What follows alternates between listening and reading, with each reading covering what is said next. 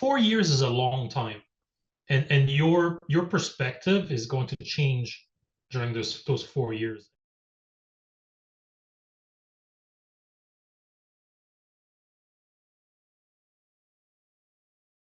I was recruited by the French department at Queen's for a PhD. It offered me like affordable housing, like at least 1 year of funding. And I was like, okay, so now I have a young family and I want to return to Canada. So that was kind of a very convenient way to do it.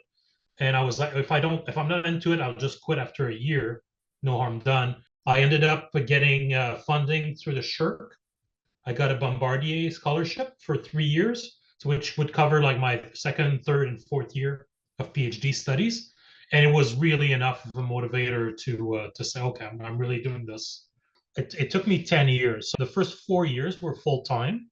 And after that, I moved part time. And it was like balancing having a full time job, trying to pay that tuition every 4 months was really, really hard. And I had to like go to my department and say, hey, like, can I grade some exams?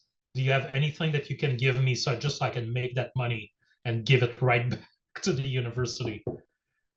It was hard. It was hard. The financial aspect almost became more difficult than the finding time aspect. The things that ended up being valuable were not the things that I thought were valuable at the time. So I had the opportunity to develop and teach a course kind of from scratch. And I thought that was like the most amazing experience. It was going to be so useful until I completely gave up on the idea of academia. And then I was a research assistant for what was then the Moneson Center. I was doing translation work, and that kind of ended up and put me more on the track where I'm now a document editor for the federal government.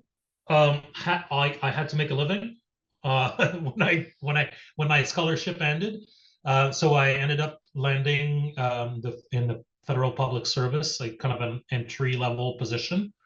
Within like a couple of years, kind of bounced up, and now I'm a senior editor for Natural Resources Canada.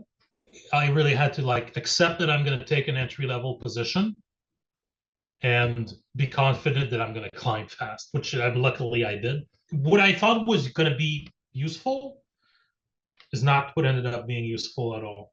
It's because 4 years is a long time, and your perspective is going to change during those 4 years. There's a real benefit to doing things that you think are not related, because there's no jobs in academia. Once you know you need an exit strategy, do stuff that's a little outside of your field of research. Try to get like a different horizon of experience, because what your department is serving you is probably not 100% what you need.